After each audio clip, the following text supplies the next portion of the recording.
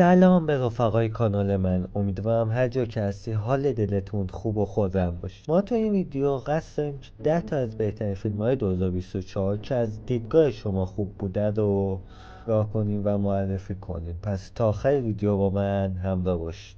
یادتون نره قبل از دیدن ویدیو کانال من رو سابسکرایب کرده باشید و زنگوله و نوتیفیکیشنش هم آن کرده باشید که بلافاصله که ویدیو گذاشتم سریع نگاه کنید.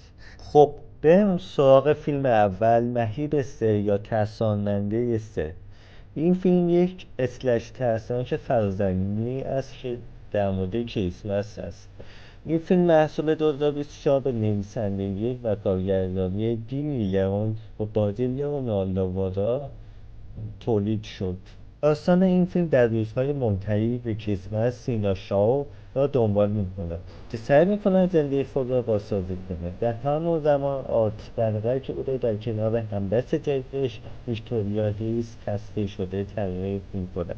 این فیلم دنبال ترساندن 2022 و سومین قسمت این مجموعه فیلم است.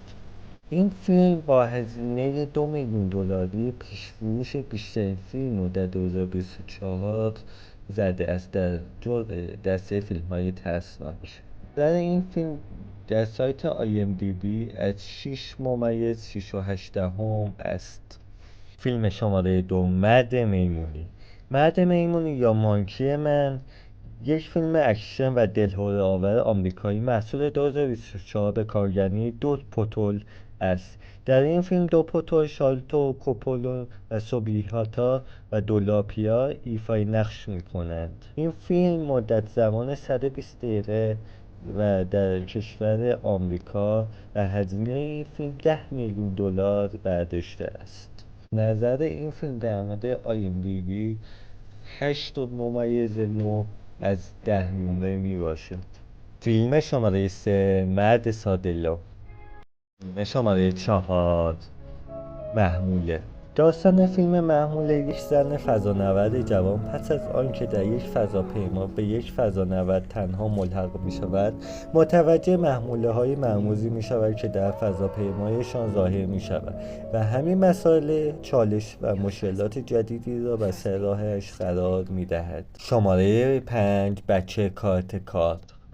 بچه کارت کار قسمت دوم یک فیلم درام آمریکایی در سبک هنرهای رزمی به نویسندگی رابرت مارکامن و کارگردانی جان جی است که در سال 1986 منتشر شد و فیلمبرداری آن بیش از $13 میلیون سرمایه برداشته شده است. شماره 6، ارباب حلقه های 4. فیلم ارباب حلقه های 4 مجموعه تلویزیون آمریکایی در ژانر فانتزی است که بر اساس رمان ارباب حلقه ها پیوستهاش اثر J.R.R. تالکین ساخته شده است. این مجموعه به دست شورانهایش JDP و مایک کالبیت برای سرویس پخش اینترنتی آمازون پرایم ویدیو ساخته می شود.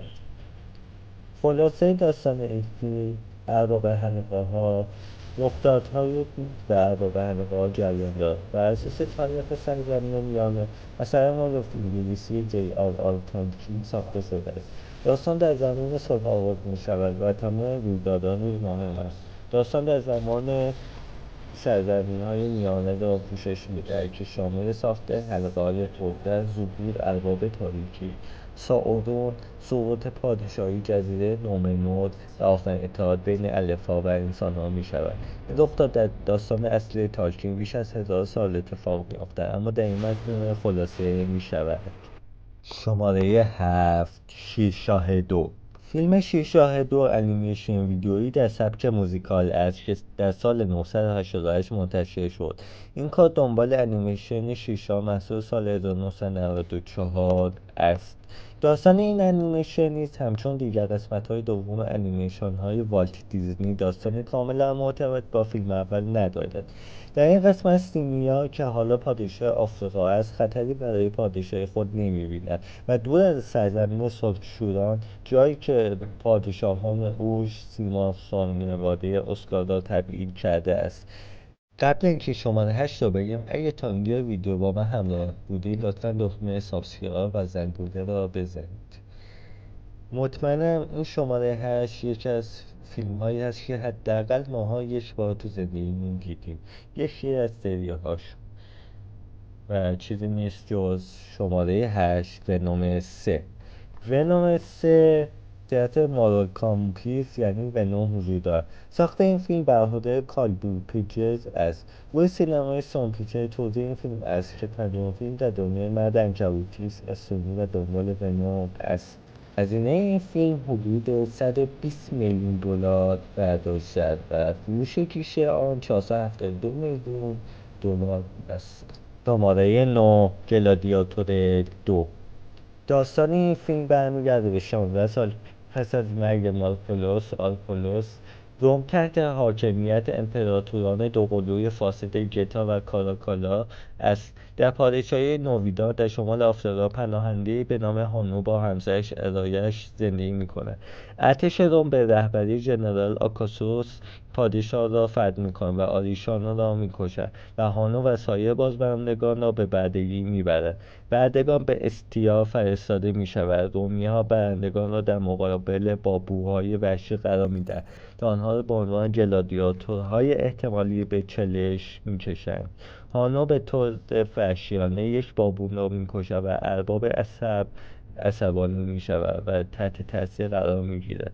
مارکولوس هانو را قول می‌دهد در صورت پیروزی در مبارزه فرصتی برای کشتن ژنرال آکولوس فراهم کند. و جذابترین و آخرین فیلمی که خودمم خیلی دوستش دارم ددپول 3 هستش. ددپول 3 فیلم با نقش قبل وولون توسط رید ویلسون ددپول آغاز می شود. ددپول روز معتقد است که ویلون هنوز زنده است، اما زمانی که اسکالولون را می‌بیند به مرگ او یقین پیدا می‌کند. به هنگام ماموران سازمان تناقضات زمانی TVA برای دستگیری او می‌رسند. در میان مبارز ددپول به آنها داستان را به سال 2019 باز می‌گردد. خب رفقا، خیلی ممنون که تا آخر این ویدیو با من همراه بودید. لطفا برای حمایت و بزرگ شدن کانال من سابسکرایب کنید و زنگوله آن را بزنید.